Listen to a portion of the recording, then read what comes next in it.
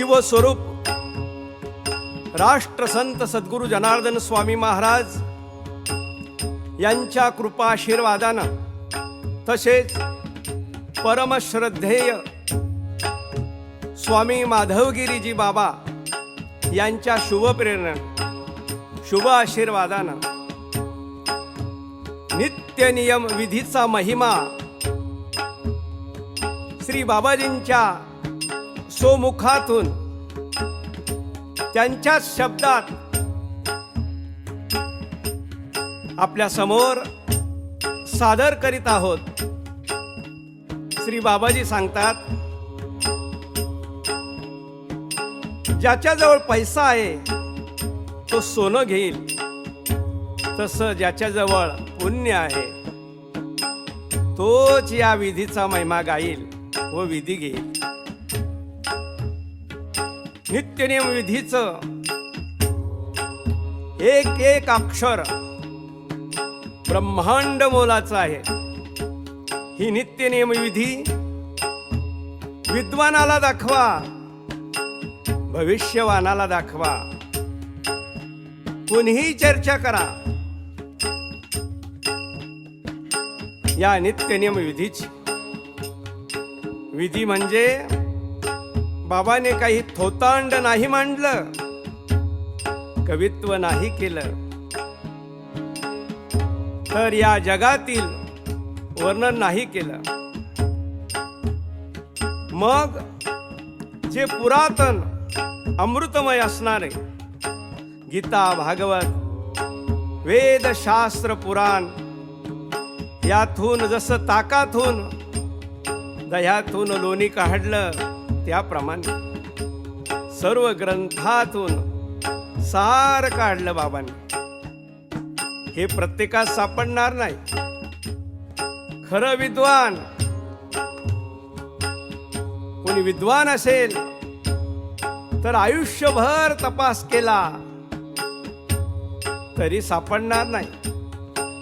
जरा लक्षात घ्या, ही विधी पाहिल्यानंतर त्यांच्या डोळ्यात पाणी येतं की हे बाबांनी आणलं कुठून, ही विधी आणली कुठून। हे गावोगावी नसतं, हे फक्त आद्य पुरुष जो असतो त्याच्याजवळ असतं।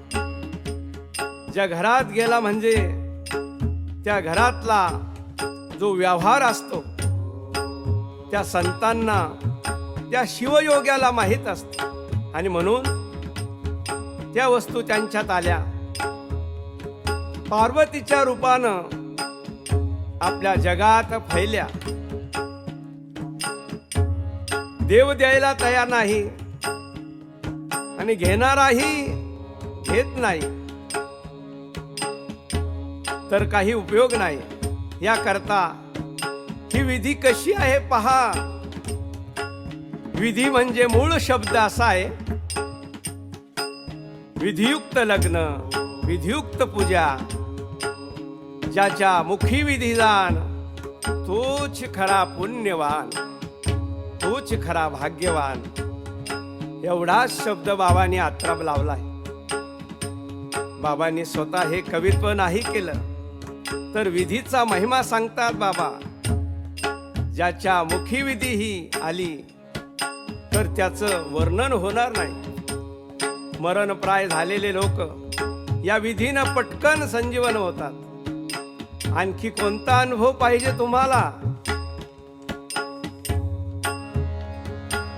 बाबांच्या सहवासात राहणारे आबाचे वडील मारुती पाटील ज्यावेळेस डोंगरावर आले,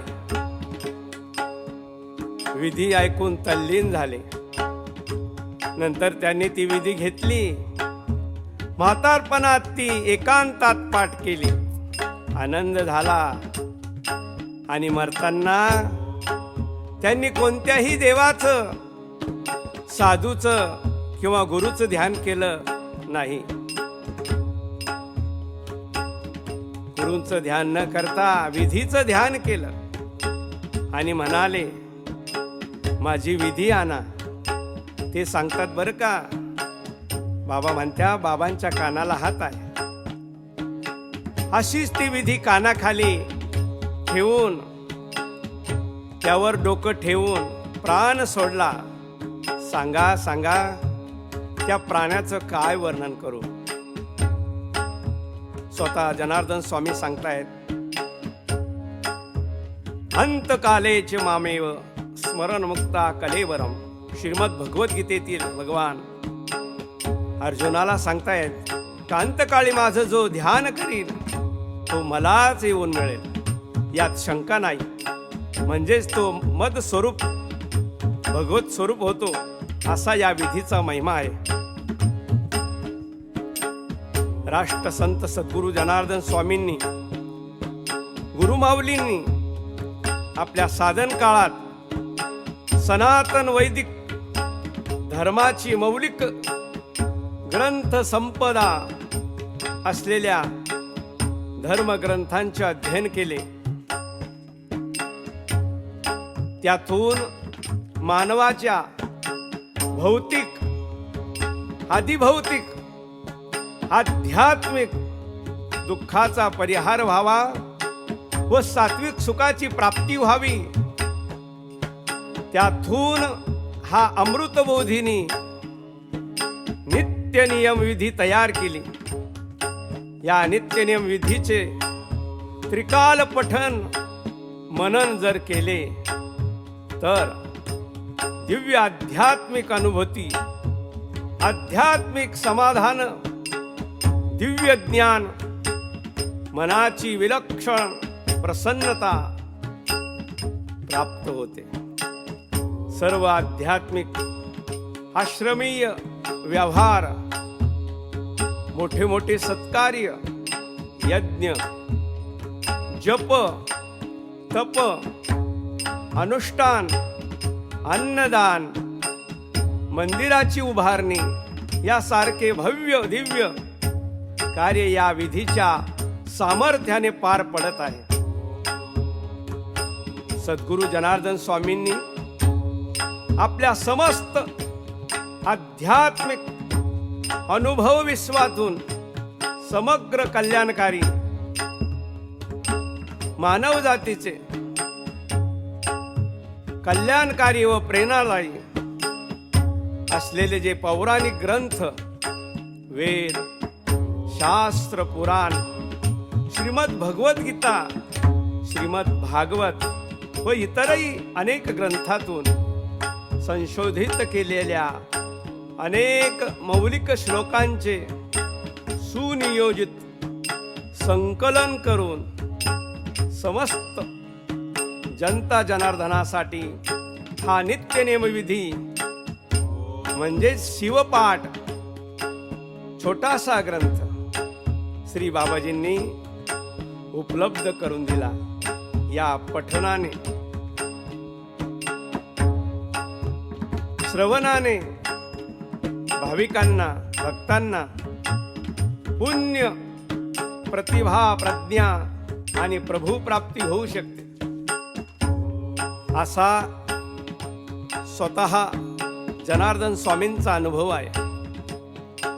या विधीनं धर्मचिंतन, ब्रह्मचिंतन, गुरुकृपा, शास्त्रकृपा, प्रभुकृपा सर्वसामान्यांना सुलभ व्हावी. ही संपूर्ण विधी देवाचा परिचय करून देणारी आहे. विधी संस्कृत मध्ये आहे, कारण ही देवाची भाषा आहे. नित्यनेम विधी एक परमतत्व असून परम रहस्याचा एक स्वतंत्र विषय आहे. म्हणून भक्ताने, शिष्याने, भाविकाने आपलं मुख्य कर्तव्य समजून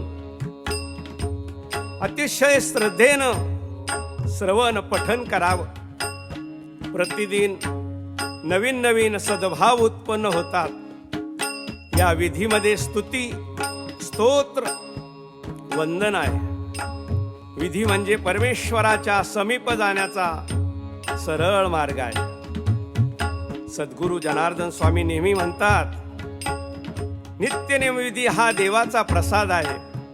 त्या प्रसादाने प्रसन्नता प्राप्त होते. म्हणून दिवसाची सुरुवात या नित्यनेमविधीनं करावं व शेवटही. संतांचं वाङ्मय हे नेहमी मार्गदर्शक ठरत असतं. श्री बाबाजी नेहमी म्हणतात, कोणतेही काम करायचे तर नित्यनेमविधी म्हणायची. मग ते विहिरीचे काम असो, शेतीचे काम असो, आश्रमाचे काम असो किंवा मंदिराचे काम असो, कोणतेही जो कोणी विधी पाठ करील बाबा नेहमी म्हणायचे. त्याच्या पंक्तीला बाबा बसतील. एवढी विधी बाबांना प्रिय होती. श्री क्षेत्र औरंगाबाद येथे जनेश्वर महादेव मंदिर आश्रमात कुटियात श्री माधवगिरी बाबा व इतर विद्यार्थी पहाटे नित्यनेम विधी म्हणत होते. आणि अचानक गुरुमावली जनार्दन स्वामी तिथे आले.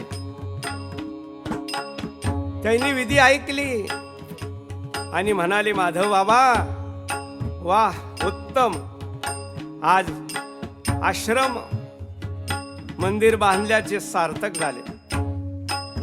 बाबाजी गैहवरून आले. नित्यनेम विधीचा महिमा फार आहे.